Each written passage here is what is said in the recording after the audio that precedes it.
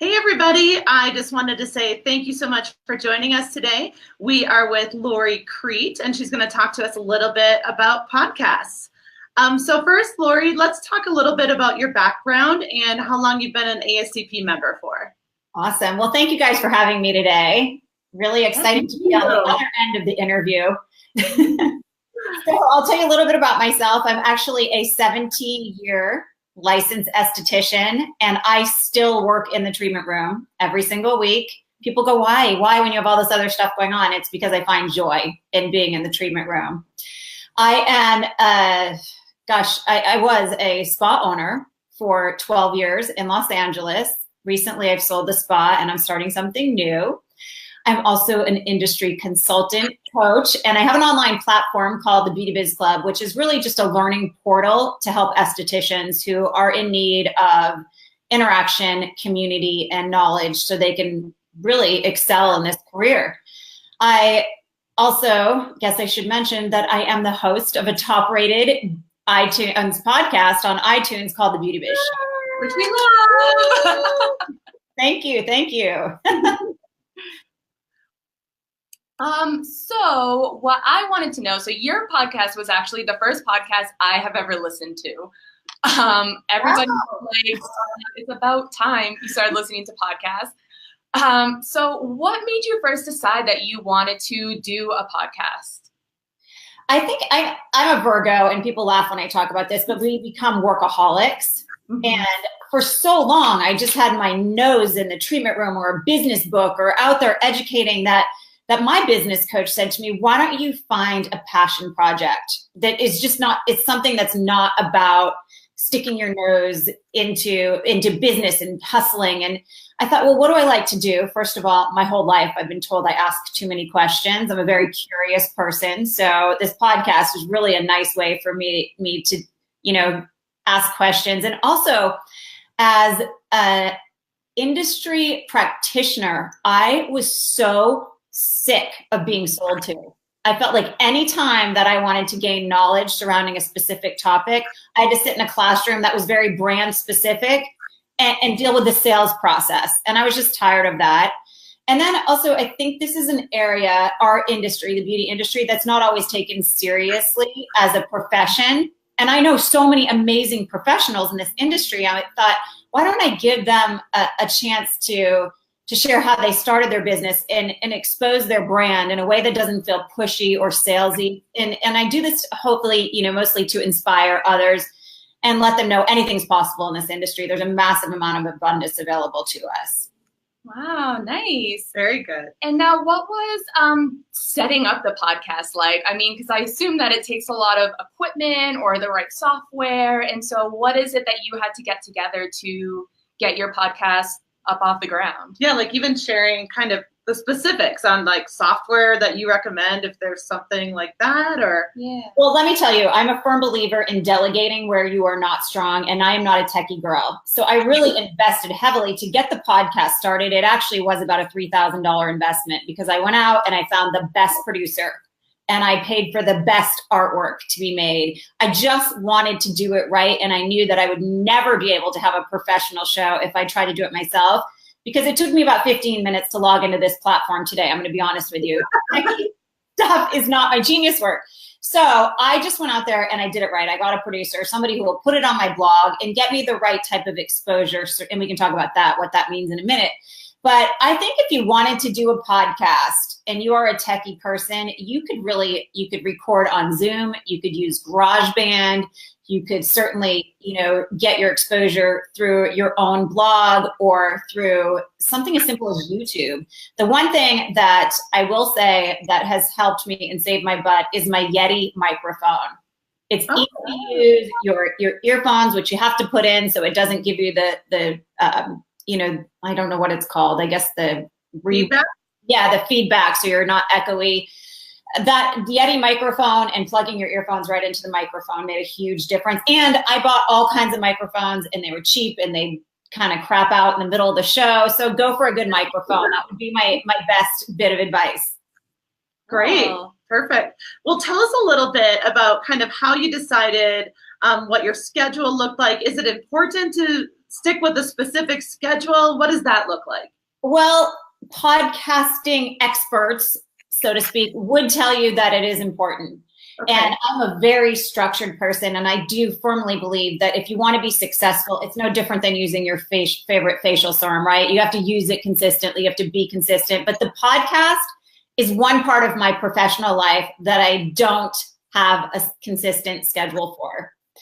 And first of all, certain times of year, it's hard to get a guest on your show because they're busy. And I don't think people know until they do the show the massive amount of brand exposure that they get from the show. I've had several people post-show tell me this was the best advertising I've ever done. And it's free. And it's a lifelong bit of advertising. It sits on iTunes and several other platforms.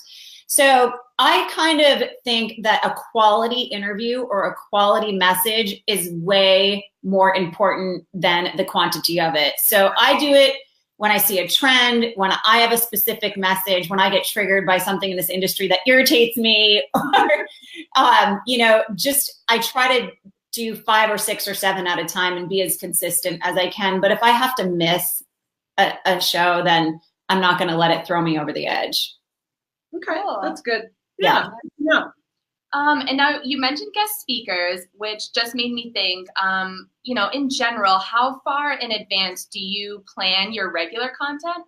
But then if you have a guest speaker, I mean, does that make a difference, or how does that kind of factor into your planning out what your podcasts are going to be and what they're going to contain?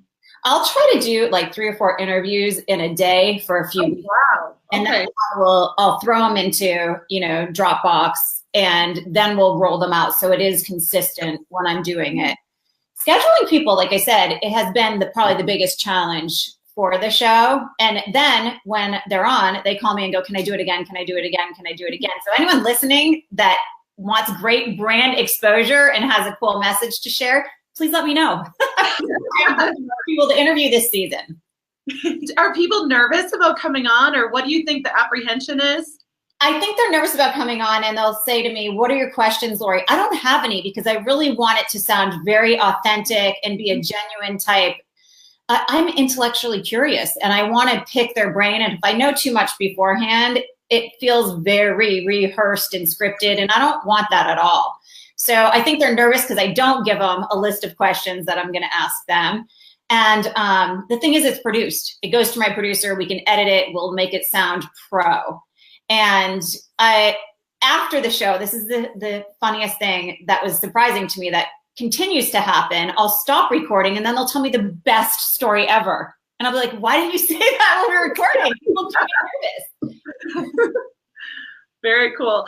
Is there any guest that you can think of just off the top of your mind that was a delightful surprise that you weren't really super excited about, but turned out that it was amazing and really shared great information? Well, I'm super excited about everyone who gives me the opportunity to interview them. But there have been a few where Dr. Murad, like his PR company, called me, and I got him on the show, and he was such a lovely human being. And I think we forget there's an actual human who cares behind these brands. When you see him on TV or all over in Sephora, and I really had fun chatting with him. And he promised certain things throughout the show. I want to send you a book. I want to send you these products, and could not believe it. They were at my door like 3 days later. A lot of people, we get chatting and they'll forget at the end of the show, but he was just lovely. He's iconic in our industry, I believe. And it was really nice to have a conversation with him. Some of my favorite interviews, though, really are other practitioners who have started with nothing and have built these beautiful businesses, because I think that inspires others to do the same. And many of these girls, I've been on the journey with them. I started, coaching them when they were making $10,000 a year, and now they have these $500,000 brands. And I love it when they'll just open up and share really what the journey was like to inspire and motivate other people that maybe just entering the industry or feeling frustrated and are being told by their families to go get a real job. So those are some of my favorites. I think that would be so amazing to be talking to so many different estheticians and seeing that journey. That's great. And that's so relatable too.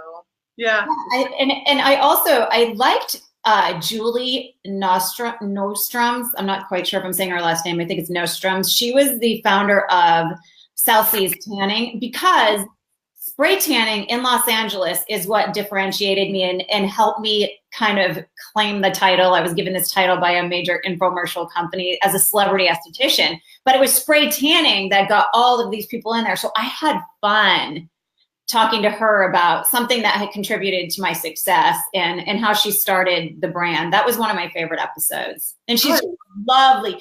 I mean, you think somebody's going to be different than they are when oh my gosh, what's his name? The guy that does Kelly and Ryan Seacrest.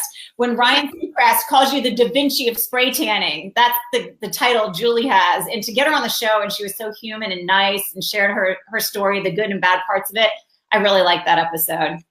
I love that. That's so cool. And I love just the diversity. It's not just, estheticians doing facials and treatments like that, but you're branching out further. I love that. I will tell you, I am changing it up this year. And my whole life have really loved hearing these stories that make me feel grateful for my life. And I've had so many of those clients that are either in a wheelchair, and we don't know how to market to these people as estheticians. So, and I have some celebrities that have been ridiculed about their beauty since they were 10, 11, 13 years old. And these people are coming on this season to share some in this upcoming season. And not all of them are in the beauty industry, but they are women who are living a beautiful life, empowering through challenges. So that's something that I'm excited to share in 2019. That sounds so exciting. I love that. Just really changing it up, and we can all use extra inspiration any place we can find it. So that's cool. Yes.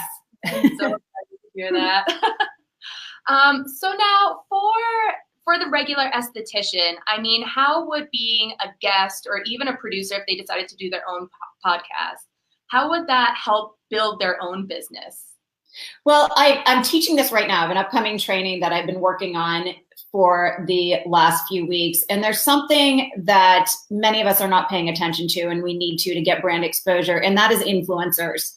And I consider people that have a voice, such as a podcast or a blog, to be an influencer.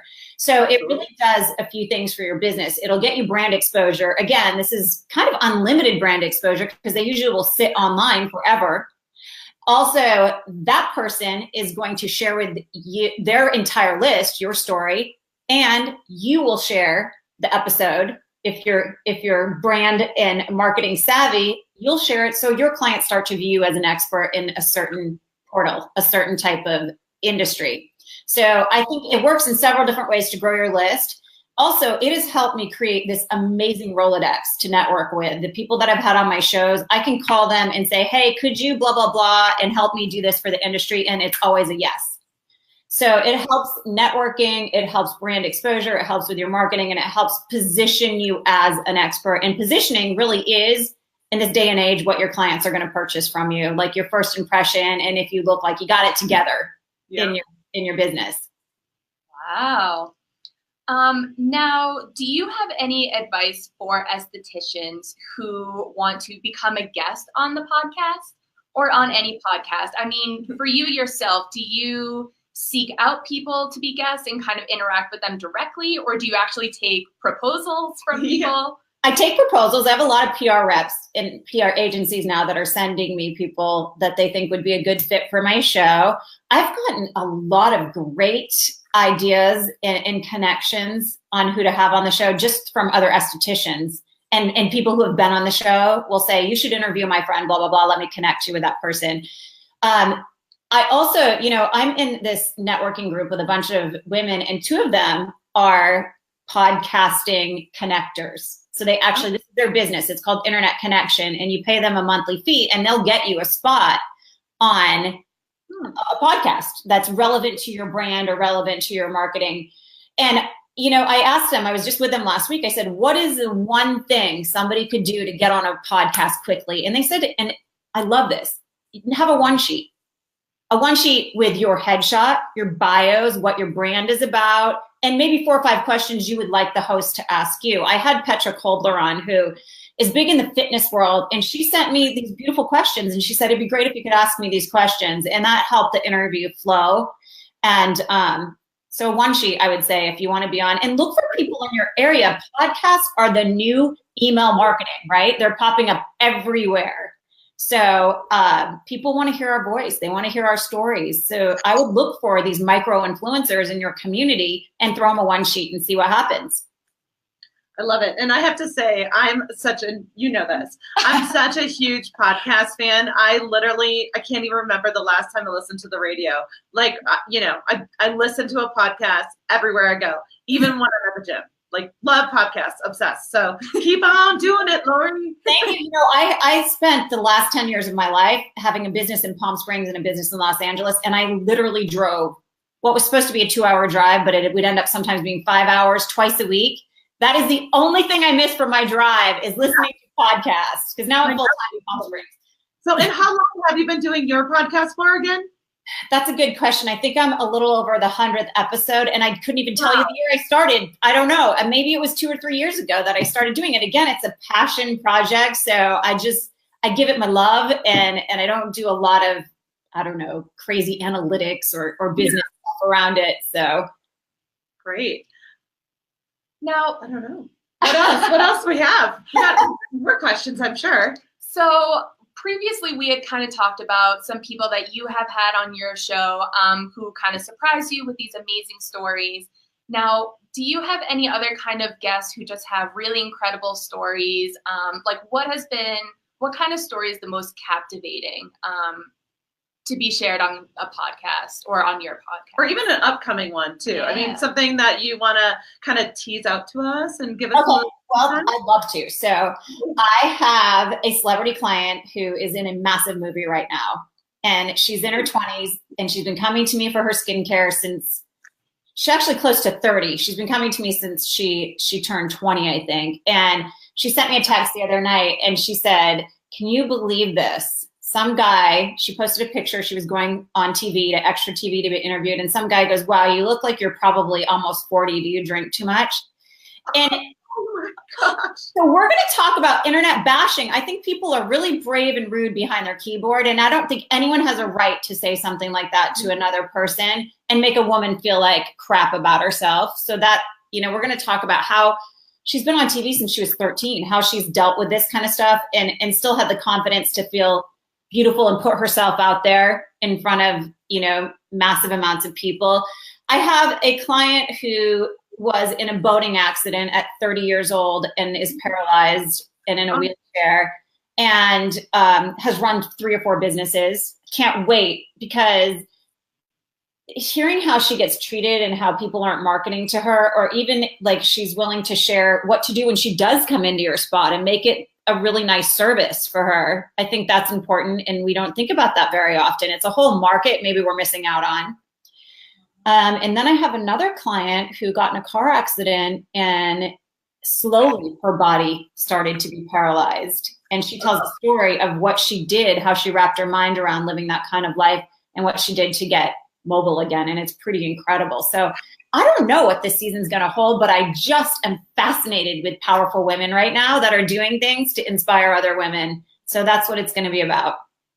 That is awesome. I'm super excited. Yeah, everybody stay tuned, and we'll have to maybe check back in with Lori and get a little bit more from her as the year goes on, for sure. I love it. Thank you. And for anyone listening out there, you better have your membership in ASCP and your insurance. I can't believe there's a lot of people out there that don't understand the importance of liability insurance. You guys make it affordable. You make it easy. And if you don't have it, you're being silly. So this is a shout out to ASCP. We totally agree with you 100%. So join, if you haven't joined, better hurry up and join. Yes. Now, Roy, before we kind of wrap up, do you have any other last minute pro tips for estheticians who are wanting to kind of take their first steps into this whole podcast world that we didn't touch on earlier? I would say go for it. It's going to feel weird the first few times that you do it. We're used to being in a small, dark treatment room talking to one person. And when you have to stare at yourself in your computer into a microphone for an hour, it feels weird at first. probably the best way that I prep, and I still do this before every single show, is I do my show outline and show notes, which I have here even that you guys sent to me. So, don't be paralyzed by perfection. Your first few shows may be awful, but that's okay. Practice makes perfect. I would say go for it. If you have a message that you want to share, put it out there. And I think what I'm discovering is that YouTube's a really good place for exposure, even for your podcast, but there are certain rules and regs you may want to Google to see how you get the most exposure on YouTube. But that's something we're looking into. We're going to get my episodes, past, present, future, all lined up on the YouTube channel. So I would say give that a try too, because YouTube's where it's at right now as far as, videos. More people are watching YouTube than TV nowadays, I think, than cable TV. Oh, yeah, for sure. Yeah. I don't think regular TV gets much exposure anymore at all. I think it's all like, Netflix and YouTube for sure. Yeah. I feel so ignorant sometimes. My clients will come in and start talking about stuff. That's where I get my current events from my clients. I don't watch TV anymore. It's true.